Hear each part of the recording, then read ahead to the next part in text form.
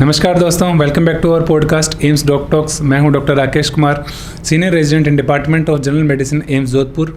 आज हम बात करेंगे एक ऐसे हेल्थ इशू की जो महिलाओं में बहुत ज़्यादा कॉमन है, जो खास तौर पर 20 से 35 साल की महिलाओं में काफ़ी कॉमन देखने को मिलता है। इस हेल्थ इशू को हम PMS बोलते हैं। आज हमारे साथ डॉक्टर विकास हैं, जो कि एम्स जोधपुर में साइकेट्री डिपार्टमेंट में सीनियर रेजिडेंट हैं। डॉक्टर विकास, आप हमें बताइए कि PMS क्या होता है? PMS का मतलब होता है pre menstrual syndrome. Pre menstrual syndrome में प्री का मतलब होता है पहले, मेंस्ट्रुअल का मतलब होता है मेंस्ट्रुएशन या जो मासिक धर्म होता है वो, और सिंड्रोम का मतलब होता है ए सेट ऑफ सिम्टम्स। PMS जो होता है वो महिलाओं में बहुत ही कॉमनली देखने को मिलता है। ऑलमोस्ट 90% फीमेल्स अपने जीवन में कभी ना कभी PMS के कुछ ना कुछ सिम्टम्स महसूस करती हैं। PMS के जो सिम्टम्स होते हैं वो आमतौर पे मेंस्ट्रुएशन का जो टाइम होता है उससे 7 से 10 दिन पहले स्टार्ट होते हैं। जब मेंस्ट्रुएशन स्टार्ट होता है उसके साथ साथ सिम्टम धीरे धीरे ठीक होने लगते हैं और 5 से 7 दिन में सिम्टम्स कम्प्लीटली रिजोल्व हो जाते हैं और एक नॉर्मल फेज वापस से स्टार्ट हो जाती है। तो PMS का कारण क्या होता है? ऐसा क्या होता है कि 90% वुमेन में ये मेंस्ट्रुएशन के दौरान देखने को मिलता है? इसका मैकेनिज्म क्या होता है, थोड़ा हमारे दर्शकों को बताइए। महिलाओं में जो मेंस्ट्रुअल साइकिल होता है उसमें हार्मोन्स पे बहुत चेंजेस होते हैं। जो मेन हार्मोन होते हैं वो होता है एस्ट्रोजन और प्रोजेस्टेरोन। इनका लेवल कंटिन्यूसली चेंज होता रहता है पूरे मेंस्ट्रुअल साइकिल के दौरान। जब मेंस्ट्रुअल साइकिल का लास्ट फेज होता है या लास्ट वीक होता है उस टाइम प्रोजेस्टेरोन और एस्ट्रोजन दोनों का लेवल डाउन होता है। इसके कारण PMS के सिम्टम देखने को मिलते हैं। कुछ महिलाओं में सीरोटोनिन का लेवल भी डाउन होता है, उसके कारण भी बहुत सारे मूड सिम्टम्स देखने को मिलते हैं। तो डॉक्टर विकास, PMS के सिम्टम्स के बारे में हमारे ऑडियंस को थोड़ा डिटेल में बताइए। PMS में 2 टाइप के सिम्टम्स मिल सकते हैं, जैसे फिजिकल सिम्टम और इमोशनल सिम्टम्स। फिजिकल सिम्टम्स की बात करें तो एब्डोमिनल ब्लोटिंग होना, बहुत ज़्यादा एब्डोमिनल क्रैम्प्स या बहुत ज़्यादा पेट दर्द होना।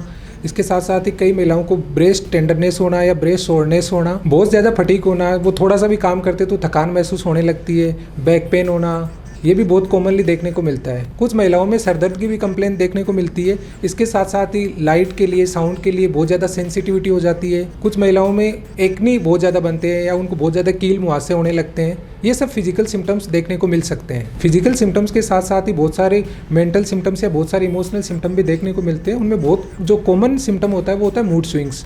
बात बात पे चिड़चिड़ापन होना, छोटी छोटी बातों पे बुरा लगना, छोटी छोटी बातों पे रोना आना, ऐसी बातें जिन पे पहले बिल्कुल गुस्सा नहीं होती थी, अभी उन चीज़ों पे बहुत ज़्यादा गुस्सा आने लगना, अपने काम में या पढ़ाई में अच्छे से कॉन्सेंट्रेट नहीं कर पाना, बहुत सारी चीज़ें वो भूलने भी लगती हैं। ये कंप्लेन भी बहुत कॉमनली देखने को मिलती है। इसके साथ साथ ही उनके एपेटाइट में भी चेंजेस होने लगते हैं। कुछ स्पेसिफिक फूड होते हैं जिनके लिए क्रेविंग बढ़ने लगती है, जैसे शुगर कंटेनिंग फूड्स के लिए, डार्क चॉकलेट्स के लिए, इनके लिए भी क्रेविंग बढ़ने लगती है। स्लीप डिस्टर्बेंस भी देखने को मिलता है, उनको नींद आने में टाइम लगने लगता है, रात को भी बार बार नींद खुलती है और इसके साथ साथ ही नींद की क्वालिटी भी खराब होती है। बहुत सारे एंजाइटी सिम्टम्स भी देखने को मिलते हैं, जैसे कि घबराहट होना, पाल्पिटेशन होना, ये भी बहुत कॉमनली देखने को मिलते हैं। इसके साथ ही जिन कामों को करने में पहले रुचि रहती थी या जिन कामों को करना अच्छा लगता था उनमें भी रुचि धीरे धीरे कम होने लगती है। कई बार ऐसा देखने को मिलता है कि जब चिड़चिड़ापन ज़्यादा रहता है तो उनके काम करने की स्पीड या बोलने की स्पीड भी थोड़ी सी बढ़ जाती है। और ये PMDD क्या होता है, इसके बारे में थोड़ा सा बताएं। PMDD का मतलब होता है प्री मेंस्ट्रुअल डिस्फोरिक डिसऑर्डर।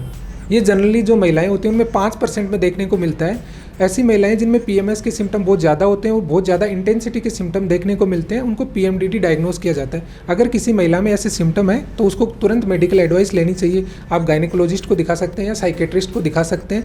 इनमें ट्रीटमेंट लेने की आवश्यकता होती है। जो बाकी 90% महिलाएं बताइए उनमें ट्रीटमेंट की जनरली आवश्यकता नहीं होती, कोई मेडिकेशन की आवश्यकता नहीं होती। तो आप हमारे ऑडियंस को बताइए कि PMS का मैनेजमेंट कैसे करते हैं, और ये जो महिलाएं इनको महीने के टाइम पे किन किन बातों का ध्यान रखना चाहिए? PMS के मैनेजमेंट के लिए कोई स्पेसिफिक गाइडलाइन नहीं है, लेकिन इसके मैनेजमेंट हम बहुत सारी एडवाइस देते हैं, जैसे कि लाइफस्टाइल मॉडिफिकेशन। इसमें आपको अपने वेट को मेंटेन करके रखना होता है। वेट मेंटेन का मतलब है कि आपको अपनी BMI 18 से 23 के बीच में रखनी चाहिए, क्योंकि ऐसा देखा गया है कि जिनका वेट नॉर्मल रेंज में होता है उनको PMS के चांसेस रिलेटिवली कम होते हैं। इसके साथ साथ ही आपको खाने में नमक, चीनी, इनकी मात्रा कम रखनी चाहिए। फ्राइड फूड है, जो पैकेज फूड है, जो सॉफ्ट ड्रिंक्स हैं, इनको अवॉइड करना चाहिए। इसके साथ साथ ही आपको रेगुलर कोई ना कोई फिजिकल एक्टिविटी करनी चाहिए, योगा, प्राणायाम और रिलैक्सेशन एक्सरसाइज भी आप कर सकते हैं। PMS में अगर अपन सप्लीमेंट की बात करें तो कैल्शियम, मैग्नीशियम और विटामिन B6 का सप्लीमेंटेशन भी दिया जाता है। कुछ महिलाओं को ओरल कॉन्ट्रासेप्टिव पिल्स या गर्भ निरोधक गोलियां भी दी जाती हैं। जिन महिलाओं में PMDD डायग्नोज किया जाता है उनमें एंटी डिप्रेसेंट जनरली दी जाती हैं। तो दोस्तों, आज के एपिसोड में हमने डॉक्टर विकास से सीखा है PMS के बारे में, उसके सिम्टम्स के बारे में, किस तरीके से उसको आप मैनेज कर सकते हैं,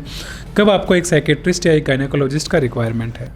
इससे संबंधित कोई भी सवाल आपके दिमाग में है तो आप हमें कमेंट कर सकते हैं।